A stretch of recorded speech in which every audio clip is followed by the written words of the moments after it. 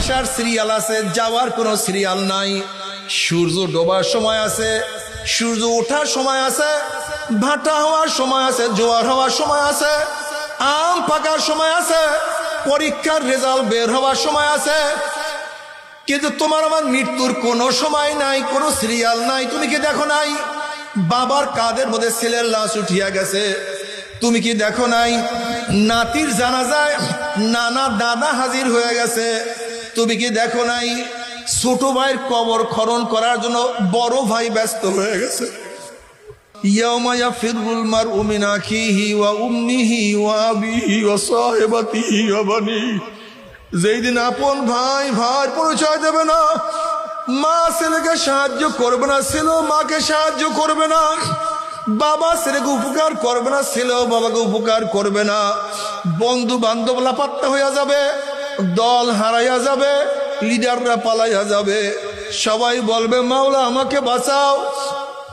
এই মুহূর্তে জনাবে মুহাম্মদুর রাসূলুল্লাহ সাল্লাল্লাহু আলাইহি ওয়াসাল্লাম সেজদায় পড়িয়া বলবে মাওলা তোমার ইজ্জত ও জালালের কসম খাইয়া বলতে আসি, আজকে ওই জাহান্নাম তোমার একটা উম্মতকেও খাইয়া ফেলায়, আমি কিন্তু তোমার হাবিব জান্নাতের মধ্যে ঢুকবো না। নবী আলাইহিস সালাতু ওয়াস সালাম দোয়া কবুল করিয়া আল্লাহ পাক বলবে যাও জিবরাইল আমার হাবিবের কাছে এই পানিটুকু নিয়ে দিয়ে আসো।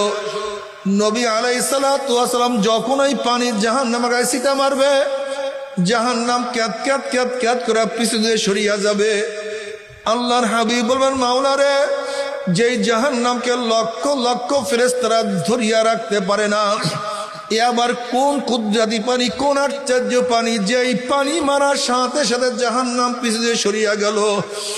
আল্লাহ পাক ডাকলেন হাবিব গো, এই পানি কোন আশ্চর্য পানি না, কোন কুদরতি পানি না, এই পানি হলো তোমার গুনাহগার উম্মতের চোখের পানি। বলে তুমি কি জানো চোখের পানির কত দাম? কিয়ামতের মধ্যে আল্লাহ পাক এক ব্যক্তিকে জাহান্নামের ফয়সালা দিয়া দিবে। চোখের একটা পশম বলবে মাওলা তোমার নবী সত্য বলছে না মিথ্যা বলছে? আল্লাহ পাক বলবে আমার নবী যা বলছে সবই সত্য বলছে, মিথ্যা বলার তো প্রশ্নই হইতে পারে না। তখন চোখের পশম বলবে মাওলা রে, তোমার নবীর ঘোষণা মান বাকা মিন খাশিয়াতিল্লাহি হারামাল্লাহু তিলকাল আইন আলান নার। যেই চক্ষু তোমার ভয়ে জাহান্নামের ভয়ে কাঁদবে, সেই চোখের উপরে জাহান্নামের কোন হারাম করিয়া দিবা। এইটা তোমার নবীর ঘোষণা।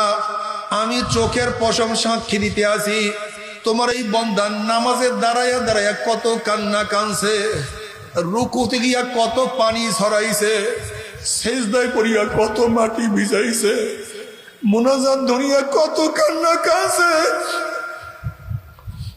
এরপরে তুমি তাকে কিভাবে জাহান্নামের ফয়সালা দিলা? অমনি আমার মাওলা জিবরাইলকে ডাক দে, জিবরাইল গোটা কিয়ামতের ময়দানে মানুষকে এলান করিয়া দাও, জানাইয়া দাও অমুকের ছেলে অমুককে আল্লাহ পাক রব্বুল আলামিন শুধুমাত্র চোখের একটা পশমের সাক্ষীর কারণে আমার মাওলায় মাফ করিয়া দিছে।